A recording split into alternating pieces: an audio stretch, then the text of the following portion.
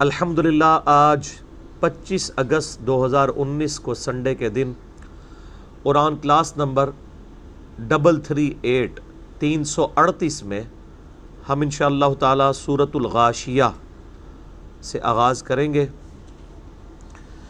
میں نے پہلے بھی کئی دفعہ عرض کیا کہ اللہ کے محبوب صلی اللہ علیہ وآلہ وسلم کے بارے میں صحیح بخاری اور صحیح مسلم میں آتا ہے کہ آپ صلی اللہ علیہ وآلہ وسلم کی جو جمعے کی نماز ہوا کرتی تھی، ہر جمعے کی نماز کی پہلی رکعت میں سورۃ الاعلی تلاوت فرماتے تھے اور دوسری رکعت میں یہ سورۃ الغاشیہ، دونوں کنزیکٹیو صورتیں۔ اور حکمت یہی ہے کہ ان دو صورتوں میں تذکیر ہے، نصیحت ہے قرآن کے ساتھ، اور چونکہ قرآن کے ساتھ نصیحت کا ہفتہ وار اجتماع مسلمانوں کے ہاں نماز جمعہ ہے۔ نماز جمعہ کا مقصد نماز پڑھنا نہیں بلکہ مسلمانوں کی یہ ویکلی گیدرنگ ہے جس میں اللہ کی یاد کی طرف لوگوں کو مائل کیا جائے۔ اسی لیے آپ دیکھیں اللہ تعالیٰ نے ظہر کی نماز ختم کر دی ہے اس دن، اور اس کی جگہ نماز جمعہ رکھی ہے، لیکن نماز جمعہ میں بھی 4 کی بجائے 2 فرض ہے، 2 فرض وہ بھی کم کر دیے تاکہ باقی کا ٹائم جو ہے وہ تذکیر بالقرآن یعنی قرآن کے ذریعے نصیحت ہو۔ صحیح مسلم میں اوپر تلے 4 احادیث ہیں۔ ایک صحابیہ کہتی ہیں کہ نبی صلی اللہ علیہ وآلہ وسلم کی ہر جمعے کی تقریر سورہ قاف ہوا کرتی تھی۔ نماز جمعہ میں سورۃ الاعلی اور سورۃ الغاشیہ، اور جمعے کی تقریر سورہ قاف، پارہ نمبر جو 26 میں ہے، چونکہ اس میں بھی تذکیر ہے، آخرت کی یاد دہانی ہے۔ یعنی نبی صلی اللہ علیہ وآلہ وسلم کی جو تذکیر اور نصیحت تھی اس کا تانا بانا قرآن ہی تھا، لیکن افسوس آج ہمارے ممبروں سے قرآن کے علاوہ ہر چیز بیان ہوتی ہے، بلکہ اب تو مارکیٹ میں وہ 12 تقریریں آ گئی ہوئی ہیں کہ 12 جمعوں کے بعد ایک وہ ریپیٹ کر دی جائے گی، جبکہ نبی علیہ السلام کا سارا جو تذکیر کا محور تھا وہ قرآن۔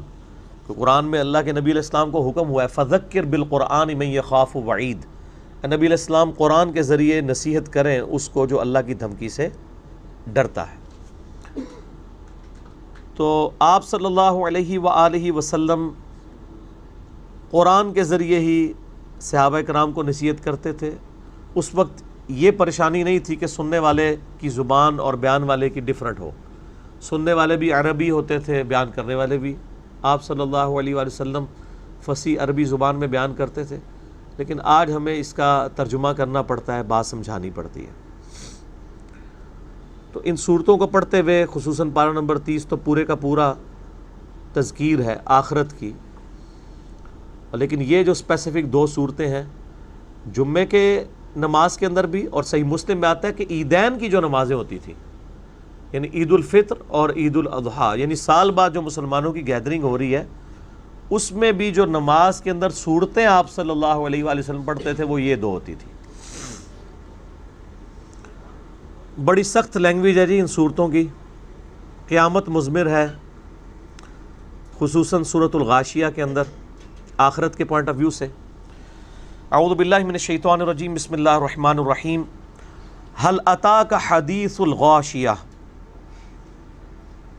کیا تمہیں خبر پہنچی ہے اس چیز کی جو چھا جائے گی، یعنی قیامت۔ وجوہ یومئذ خاشعہ، اس دن کتنے ہی چہرے ایسے ہوں گے جو ذلیل و خوار ہوئے ہوں گے، ان پہ خوف طاری ہوگا، خشیت طاری ہوئی ہوگی۔ عاملۃ ناصبہ، اور ان میں ایسے لوگ بھی شامل ہوں گے جو دنیا میں عمل کر کر کے تھک چکے تھے، یعنی دنیا میں انہوں نے اپنے زوم میں بڑے اعمال کیے، اتنے اعمال کیے کہ تھک گئے نیکیاں کر کر کے، ان کے بھی چہرے بگڑے ہوئے ہوں گے۔ اس کانٹیکسٹ میں صحیح بخاری میں عبداللہ ابن عباس کا قول موجود ہے کہ اس سے مراد عیسائی راہب ہیں، جو نیکیاں تو بڑی دبا کے انہوں نے کی، گوشہ نشینی بھی اختیار کی، بڑے نیک اعمال کیے، لیکن وہ اس پیٹرن پہ نہیں تھے جو اللہ تعالیٰ نے اپنے پیغمبروں کو دیا۔ دین میں غلو کیا، بدعت انہوں نے ایجاد کی۔ بدعت ایک ایسا مرض ہے کہ اس میں آپ عمل کر کر کے تھک جاتے ہیں، لیکن اینڈ رزلٹ زیرو نہیں نکلتا، مائنس میں نکلتا ہے۔ زیرو بھی نکلے تو چلے خیر ہے، مائنس میں۔ اس لیے نبی الاسلام کی صحیح مسلم میں ہے کہ ہر خطبے سے پہلے آپ پڑھتے تھے اما بعد فإن خیر الحدیث کتاب اللہ وخیر الہدی ہدی محمد صلی اللہ علیہ وآلہ وسلم وشر الامور محدثاتها وکل محدثۃ بدعہ وکل بدعۃ ضلالہ وکل ضلالۃ فی النار۔ آگاہ ہو جاؤ، سب سے بہترین کلام اللہ کی کتاب ہے، سب سے ہدایت یافتہ راستہ محمد صلی اللہ علیہ وآلہ وسلم کا ہے، اور بدترین کام وہ ہیں جو دین میں خود سے داخل کر دیے جائیں، اور وہ تمام کام بدعتیں ہیں، تمام بدعتیں گمراہیاں ہیں، اور تمام گمراہیاں دوزخ میں لے جانے والی ہیں۔ ایک بندہ کہتا ہے میں فجر کے 4 فرض پڑھوں گا، خیر ہے 2 فالتو ہی ہیں، تو قیامت والے دن اللہ کو یہ نہیں کہہ سکتا کہ 2 تو فالتو تھے، 2 رکھ لے اور وہ باقی 2 چھوڑ دے۔ وہ 4 پڑھنے سے 2 بھی ادا نہیں ہوئے، کیونکہ نبی کے پیٹرن پہ نہیں۔ رول ماڈل تو پرافٹ ہوتا ہے۔ لقد کان لکم فی رسول اللہ اسوۃ حسنہ صلی اللہ علیہ وآلہ وسلم۔ اسی لیے اسلام میں بدعت سے چڑ ہے، کیونکہ بدعت میں انسان تھک تو جاتا ہے، لیکن وہی ہے کہ دیوار سے ٹکرے مارتا رہے گا، اینڈ رزلٹ زیرو ہے۔ دیوار تو نہیں ہٹے گی، اپنا ہی سر پھاڑ بیٹھے گا۔ عمل کر کر کے تھک جانے والے لوگ تسلا نار حامیہ، وہ داخل ہوں گے دہکتی ہوئی آگ میں۔ تسقا من عین آنیہ، جہاں انہیں پلایا جائے گا کھولتا ہوا پانی چشمے سے۔ اللہم اجرنا من النار، اللہم من احییتہ منا فاحیہ علی الاسلام ومن توفیتہ منا فتوفہ علی الایمان، آمین۔ لیس لہم طعام الا من ضریع، وہاں ان کو کھانے کو کچھ نہیں ملے گا سوائے خاردار جھاڑ کے۔ اور باقی جگہ قرآن میں آتا ہے کہ زخمیوں کا پیپ، خون، ان کے زخمیوں کا دھون، وہ ان کو ملے گا۔ اب کس کا دل کرتا ہے کہ وہ پیپ پی جائے یا کھولتا ہوا پانی پیے؟ وہ بھی قرآن میں آتا ہے کہ یہ خاردار جب ان کو خوراک ملے گی، پہلے تو اللہ ان کو بھوک لگائے گا، بھوک جب لگے گی تو کھانے پہ مجبور ہوں گے، کھانے کو ملے گا زقوم کا درخت، کڑوا، مجبوراً کھائیں گے۔ جب وہ کھائیں گے تو اس کھانے کی وجہ سے پیاس لگے گی انہیں، اتنی شدت کی پیاس کہ کھولتا ہوا گرم پانی بھی دیا جائے گا نا تو وہ بھی پینے کے لیے تیار ہو جائیں گے، مجبور ہو جائیں گے۔ حتیٰ کہ وہ اپنے چہرے جب قریب کریں گے، قرآن حکیم میں بھی آتا ہے اور ڈیٹیلز بخاری اور مسلم میں، کہ ان کے چہرے کی کھال لٹک کے اس پیالے میں گر جائے گی گرمائش کی وجہ سے۔ بولے اعوذ باللہ تعالی۔ بہرحال آپ کہتے ہیں کچھ بھی ہیں، تیرے محبوب کی امت سے ہیں۔ تو یہ ہے کتابوں کا خدا، جس خدا کا تعارف، جس اللہ کا تعارف ہمیں اللہ نے خود اپنے محبوب صلی اللہ علیہ وآلہ وسلم کے ذریعے کروایا۔ لوگ سمجھتے ہیں کہ جی اللہ تعالیٰ معاف فرمانے والا ہے، چھوڑ دے گا، اللہ کو ہماری نمازیں نہیں چاہیے۔ یہ ماشاءاللہ اچھی جذباتی ڈاکٹرائن، آپ کہانیاں کراتے رہیں، لیکن قرآن ان چیزوں سے خالی ہے جو ہمیں ہمارے آباء و اجداد نے یہ پٹیاں پڑھائی تھی۔ قرآن تو کہتا ہے انا من المجرمین منتقمون، اللہ کہتا ہے میں مجرموں سے انتقام لے کے چھوڑوں گا۔ اللہ کو نانی اماں اور دادی اماں نہیں ہے کہ جسے ترس آ جائے، کیونکہ اللہ تعالیٰ کے وہ جذبات اور احساسات نہیں ہیں جو انسان کے۔ انسان تو پسیج جاتا ہے، اللہ نہیں پسیجتا۔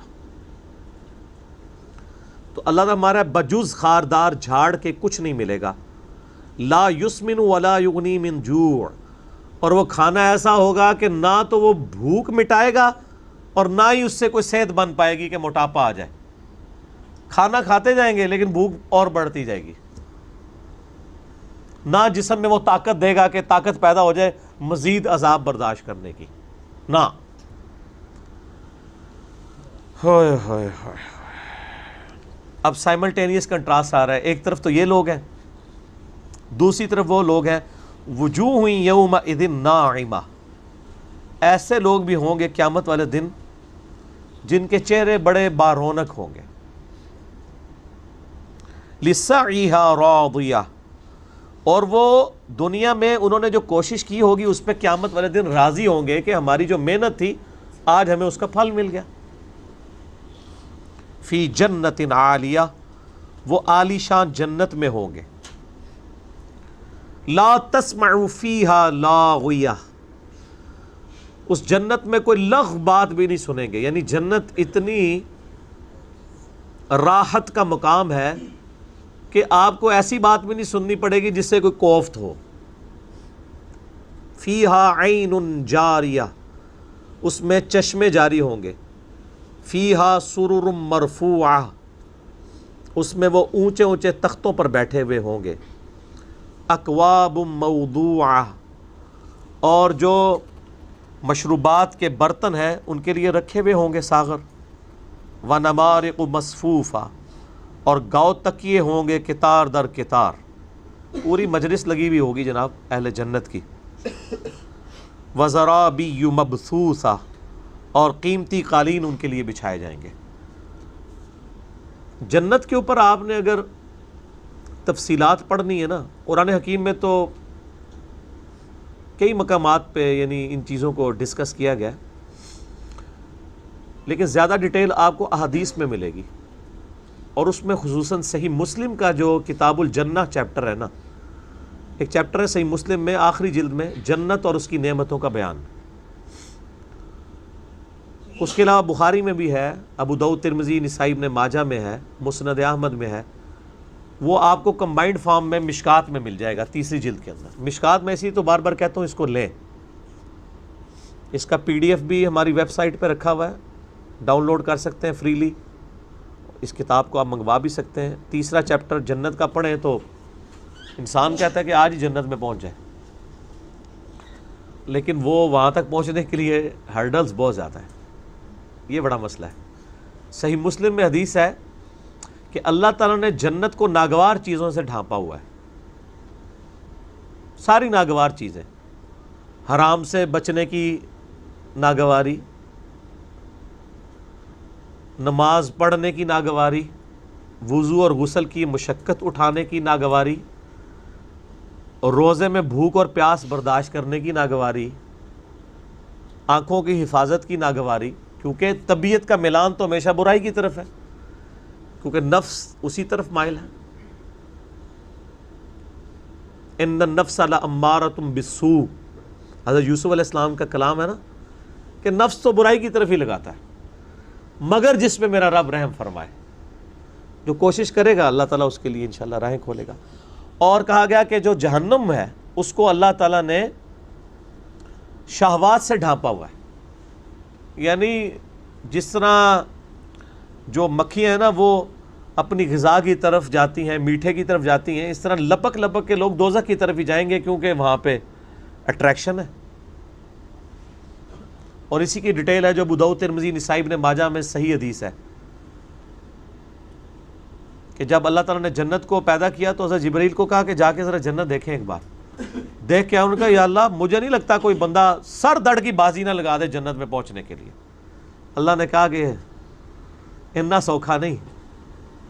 اللہ نے جنت کو ڈھانپ دیا ناگوار چیزوں سے، مشقتوں سے، اور کہا کہ اب جا کے دیکھو. جب واپس آئے انہوں نے کہا اللہ تیری عزت کی قسم مجھے نہیں لگتا کوئی بندہ جنت میں جانے میں کامیاب ہوگا. یہ حضرت جبرائیل علیہ السلام کا ایکسپرٹ اوپینین ہے، کسی عام بندے کا نہیں. نظر بھی آ رہا ہے سر، دیندار ہے وہ بھی دنیا کا کتا بنا ہوا ہے، اور جو دنیا کا کتا ہے وہ تو پہلے دنیا کا کتا بنا ہوا ہے. نظر آ رہا ہے. پھر اللہ تعالیٰ نے جہنم کو پیدا کیا تو کہا کہ جاؤ دیکھو جا کے.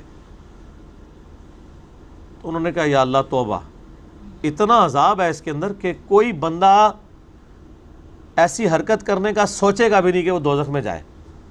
پھر اللہ نے دوزخ کو ڈھانپ دیا شہوات، دنیا کی لذتوں کے ساتھ. کہا آپ جا کے دیکھو. واپس آئے تو انہوں نے کہا یا اللہ مجھے نہیں لگتا کوئی بندہ دوزخ میں جانے سے بچ پائے گا، کیونکہ تو نے اٹریکشن ہی اتنی رکھی ہے، ایسے کڑگے لگائے ہوئے ہیں کہ گھیر کے ادھر ہی پہنچے گا. تو امتحان بڑا مشکل ہے جی. اللہ تعالیٰ انسان کو اس امتحان میں کامیابی عطا فرمائے. یہ ہر وقت دعا مانگنی چاہیے اللہ تعالیٰ سے، استقامت کی دعا. یہ بڑا مشکل کام ہے، یہ ایک دن یا ایک رات کی محنت نہیں ہے، کنٹینیوس پوری زندگی کی ایفرٹ پٹ کریں گے تو تب کامیابی کی کوئی راہ نکل سکتی ہے، ادروائز کیجولی کوئی کام نہیں ہونا نیچرل پیس کے اندر۔ میرے بھائیوں، اس حوالے سے ہمارے ایک بڑے قریبی دوست ہیں، انہوں نے بڑی ایفرٹ پٹ کی ہے کسی طریقے سے قرآن اور سنت کا پیغام ایک مینیجیبل فارم میں ماڈرن دور کے انسان تک پہنچایا جائے۔ ریحان احمد یوسفی صاحب نے، جن کا کلمی نام ابو یحییٰ ہے، ایک ناول لکھا ہے جب زندگی شروع ہوگی۔ قرآن و سنت میں جو کچھ دوزخ کے بارے میں، میدان محشر کے بارے میں اور الٹیمیٹلی جنت کے بارے میں جو چیزیں آئی ہیں، ان کو انہوں نے بڑے بہترین فارم میں پریزنٹ کیا ہے۔ کتابی شکل میں تھی، ظاہر ہے کتابی شکل میں تو لوگ جو ہیں وہ بہت کم لوگ ہیں جو چیزوں کو پڑھنے میں کامیاب ہوتے ہیں، کتاب کوئی اللہ کی نہیں پڑھنے کے لیے تیار۔ بہرحال پھر ایک ڈاکٹر صاحب تھے، ڈاکٹر خالد، انہوں نے اس کو آڈیو ریکارڈنگ میں کروا دیا، وہ ہم نے اپنی یوٹیوب چینل پہ رکھا ہوا ہے، آپ یوٹیوب پہ جا کے لکھیں جب زندگی شروع ہوگی، تو آڈیو کی فارم میں انہوں نے آواز میں پورا ناول ریکارڈ کروایا ہے، اور یقین کریں جیسا نقشہ کھینچا ہے نا انہوں نے، چند ایک چیزوں پہ چلیں کسی کو اختلاف ہو سکتا ہے، اوورآل قرآن و سنت کی تعلیمات کو انہوں نے ایک جگہ جمع کیا ہے، اور آپ جب سنیں گے نا آپ کو لگے گا آپ میدان محشر میں کھڑے ہیں، جس درد کے ساتھ اس بندے نے ریکارڈنگ کروائی ہے وہ بھی اس کیفیت میں اس بندے نے کروائی ہے۔ تو یہ ساری چیزیں آپ کو وہاں پہ یعنی ایک کمبائنڈ فارم میں ایک ماڈرن انسان تک بات پہنچانے کے لیے ان کی ایک بڑی اچھی ایفرٹ ہے۔ اس پہ میں نے ایک ویڈیو بھی ریکارڈ کروا دی تھی، آپ یوٹیوب پہ لکھیں جب زندگی شروع ہوگی، یعنی اصل زندگی وہ ہے نا شروع ہونے والی، تو اس ناول کا انٹروڈکشن، تو وہ میرا کلپ کھل جائے گا، وہ آپ اس کو دیکھیں۔ اب میرے بھائیوں، اگلی آیات میں اللہ تعالیٰ نے اپنی قدرت کی نشانیاں، فزیکل فینومین آف نیچر، اور اس میں بھی بالخصوص وہ فزیکل فینومین آف نیچر جو عرب کے لوگ آبزرو کیا کرتے تھے اپنے عمومی زندگی کے اندر، اور یہ آج بھی اسی طریقے سے ویلڈ ہے، ایون اس آج کے ماڈرن دور میں بھی اکثریت اس منظر کو آبزرو کر رہی ہے۔ اللہ کی قدرت کی بڑی بڑی نشانیاں جس سے انسان خدا تک پہنچ سکتا ہے، التذکیر بآلاء اللہ، اللہ کی قدرت کی بڑی بڑی نشانیاں۔ فَبِأَيِّ آلَاءِ رَبِّكُمَا تُكَذِّبَانِ أَفَلَا يَنظُرُونَ إِلَى الْإِبِلِ كَيْفَ خُلِقَتْ، اے انسان کیا تو نے کبھی غور سے دیکھا کہ ہم نے اونٹ کو کس طرح تخلیق کیا ہے؟ ہائے ہائے ہائے، سر زمین و آسمان کی ساری مخلوقات مل کے، سارے بزرگ فرشتے مل کے ایک اونٹ نہیں بنا سکتے۔ اونٹ تو بہت بڑی بات ہے، اونٹ کی ایک کوہان نہیں بنا سکتے، اس کے جگر کے اندر اللہ نے جو کیپیسٹی رکھی ہے وہ نہیں۔ یہ اتنا غیر معمولی جانور ہے، ریگستان میں 1 مہینے تک بغیر پانی پیے یہ ٹریول کر سکتا ہے، سٹور کر لیتا ہے اپنے اندر پانی، اپنی مرضی سے سٹور نہیں کرتا، اللہ نے اسے ایسا بنایا، اسے تو پتہ بھی نہیں ہوگا کہ میں کیوں سٹور کر لیتا ہوں۔ جیسے ہمیں نہیں پتا کہ ہم کھانا پینا جب کر کے فارغ ہوتے ہیں تو ہمارا معدہ کس طرح اس کو ہضم کرتا ہے، چھوٹی آنت کے اندر، پھر بڑی آنت میں کیا ہوتا ہے، اور کس طرح ہمارے گردے ورکنگ کرتے ہیں، ہمارے کسی بزرگ کو بھی نہیں پتا، ہمیں بھی نہیں پتا۔ تو اس جانور کی مثال دی جس پہ پوری عرب کی اکانومی ڈیپینڈنٹ تھی، کیونکہ عرب میں اگتا تو کچھ بھی نہیں تھا، وہ تجارت ہی کیا کرتے تھے، جو وہاں پہ کچھ چیزیں تھیں وہ لے کے، کھجوریں لے کے چلے جایا کرتے تھے اور چیزیں، اور اس کے بس باقی لوگوں سے غلہ لیتے تھے، بارٹر سسٹم چل رہا تھا، تو ان کا سفر ریگستان میں ہی ہوتا تھا شام کی طرف۔ اب اونٹ کے اوپر اگر پانی سٹور کریں وہ بہت زیادہ، اتنا کہ جو اونٹ کو بھی پلایا جائے اور خود بھی پیا جائے، پھر تو وہ سفر کر بیٹھے، اپنی سٹوریج کا اونٹ پہ رکھتے تھے اور اونٹ خود اپنے اندر سٹور کر لیتا ہے۔ تو اللہ نے کہا اس اونٹ کو دیکھا کیسا بنایا، تمہارے گھوڑے فیل ہیں، ریگستان میں چل نہیں سکتے، اور اونٹ کے پاؤں ایسے بنایا کہ جو ریگستان میں چلتا ہے، اور ساری وہ گرم لو برداشت کرتا ہے، اس کے باوجود اتنا طاقتور ہے کہ اس پہ تم بیٹھتے ہو، ٹریول کرتے ہو، پھر اس کی کوہان ایسی رکھی ہے کہ اس کے اوپر تم یعنی وہ مینیجیبل فارم میں اس کے اوپر کرسی وغیرہ زین رکھ سکتے ہو. تو اس کے اوپر اللہ نے ان کو ایمفسائز کروایا کہ اس کو کبھی دیکھو یہ خود نہیں بنا، اس کو بنایا ہے کسی نے. وَإِلَى السَّمَاءِ كَيْفَ رُفِعَتْ، اور آسمان کی طرف دیکھو کیسا بلند کیا اسے بلند کرنے والے نے.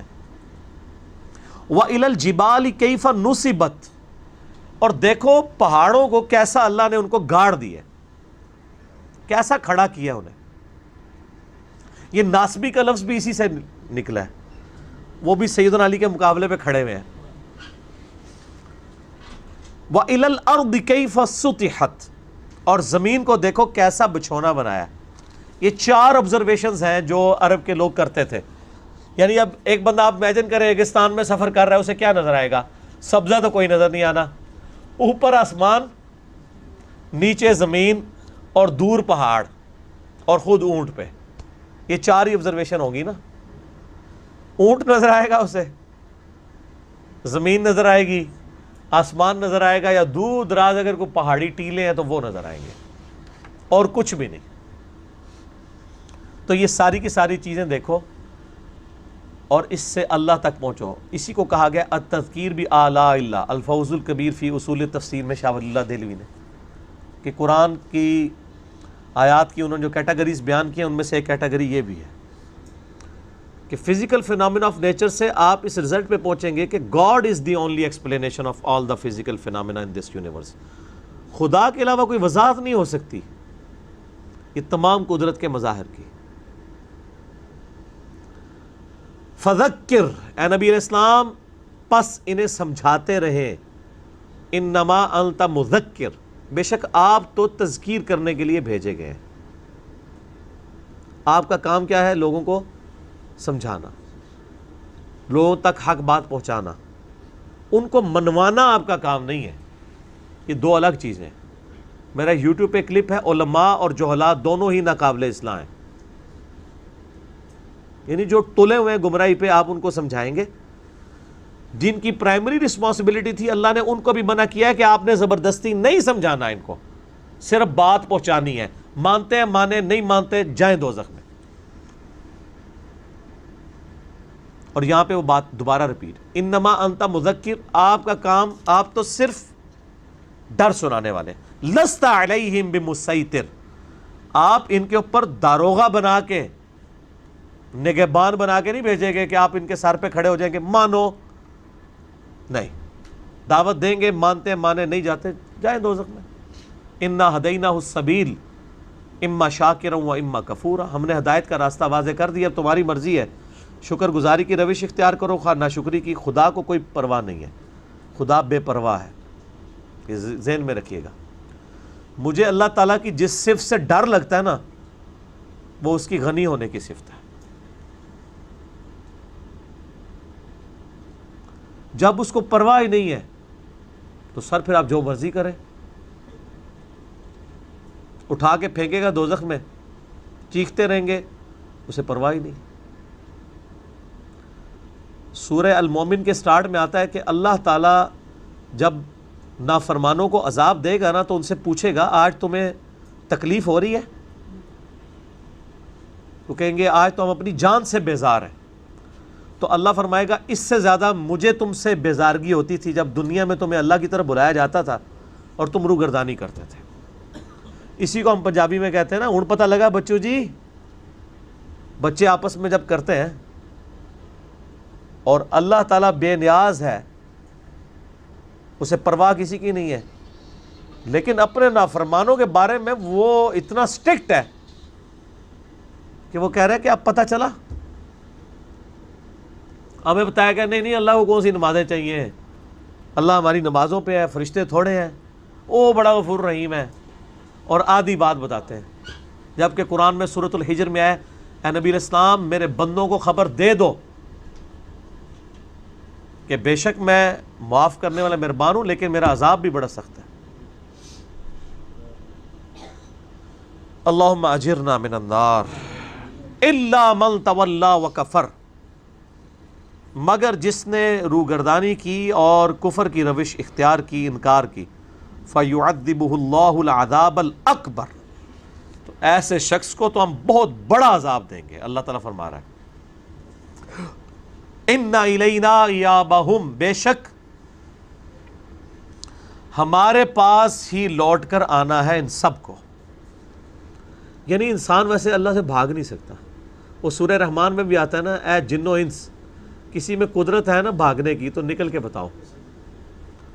تم جہاں بھی جاؤ گے اللہ کی سلطنت پاؤ گے۔ انسان اللہ کی سلطنت سے بھاگ نہیں سکتا۔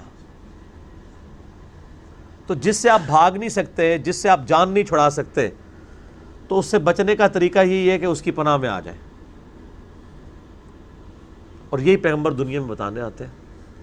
تو اللہ تعالیٰ ہمارا دنیا میں اگر کوئی ہم سے روگردانی کی روش اختیار کر رہا ہے تو کوئی مسئلہ نہیں ہے، کدھر جائے گا بھاگ کے؟ مر کے میرے پاس ہی آنا ہے نا، کتنی دیر زندہ رہنے کا؟ ویسے تو وہ دنیا میں بھی عذاب دے سکتا ہے، لیکن اس کی ایک عادت ہے کہ دنیا میں ڈھیل دیتا ہے۔ وہ تو سورہ فاطر میں ہے کہ اگر اللہ تعالیٰ لوگوں کو ان کے گناہوں پہ دنیا میں ہی پکڑنا شروع کر دیتا تو روئے عرض پہ کسی کو سلامت نہ چھوڑتا۔ کیٹاگوریکل سٹیٹمنٹ ہے، کوئی بھی نہ بچتا۔ تو اللہ تعالیٰ فرماتا ہے بے شک انہیں لوٹ کے ہمارے پاس ہی آنا ہے، ثم ان علینا حسابہم، اس کے بعد ان کا حساب کتاب ہمارے ذمہ، ہم پھر پوچھ لیں گے، حساب کر لیں گے۔